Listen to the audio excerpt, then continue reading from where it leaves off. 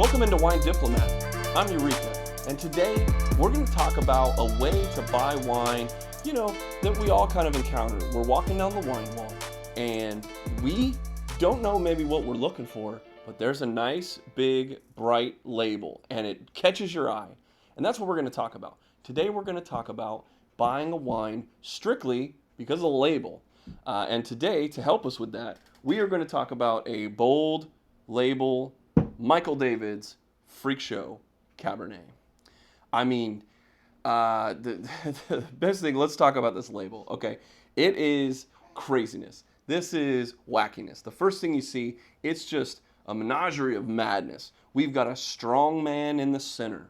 He's standing, he's big, strong man. We've got balloons flying around. We've got dudes in weird costumes. We've got guys getting x-rayed. We've got tattooed chicks. We've got a person flying out of a cannon.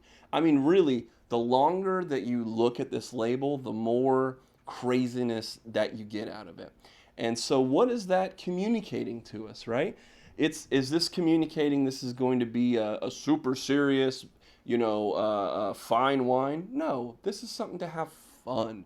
This is a label that's directly marketing to, just having fun, hanging out, right?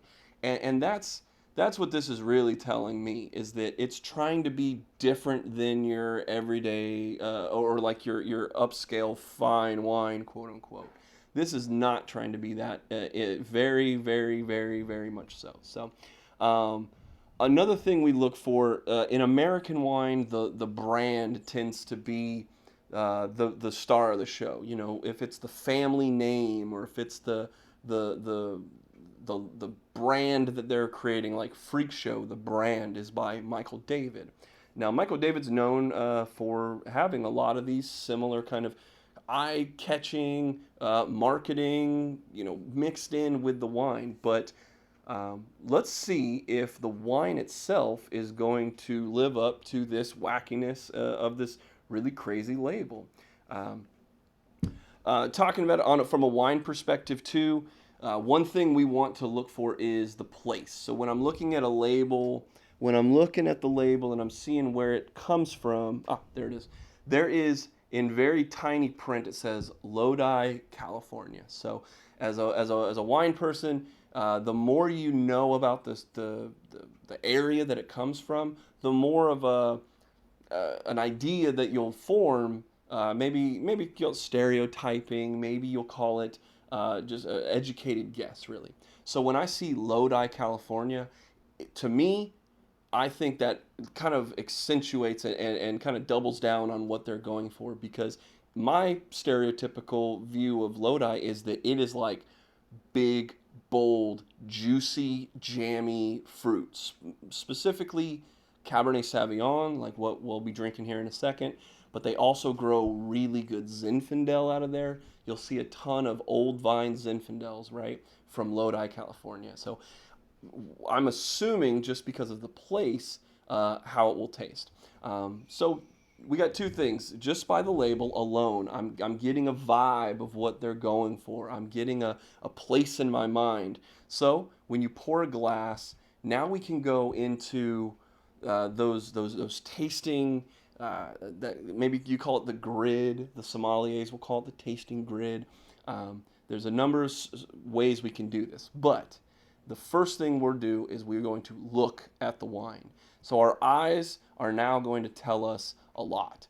And Lodi, yeah, they're known for jammy, dark, purple, just reddish purple, almost pitch black.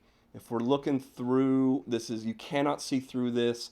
And what that tells me is full-bodied, ripe fruit.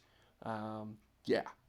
When I'm swirling it around, I'm looking at the teardrops. Again, really only thing that tells me is how kind of full-bodied the wine might be. I'm assuming based on these that this is a nice, higher alcohol. Again, Lodi's known, big, a lot of sunlight, and you get a lot of those jammy fruit.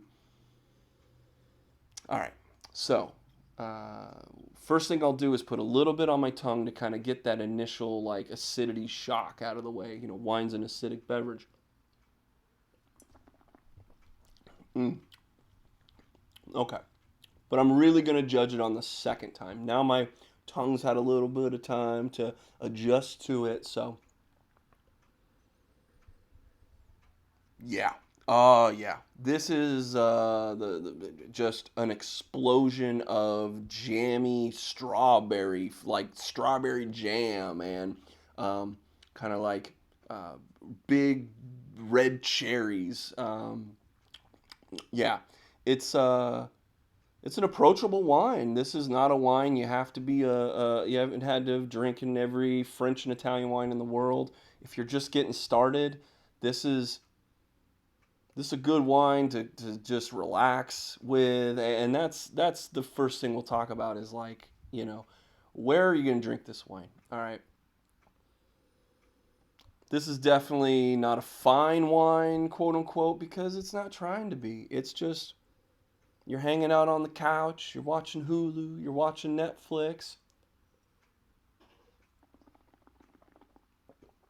Yeah, I guess the analogy I'll use is I think of like with music, like actually what's funny, I think of like an electric guitar, right? It's amplified and it's turned up to 11, and you just hit that power chord, and there's nothing subtle about it. And that's exactly, there's nothing subtle about this label, and it's confirmed with the wine. So this big, bold fruit coming at you from every angle.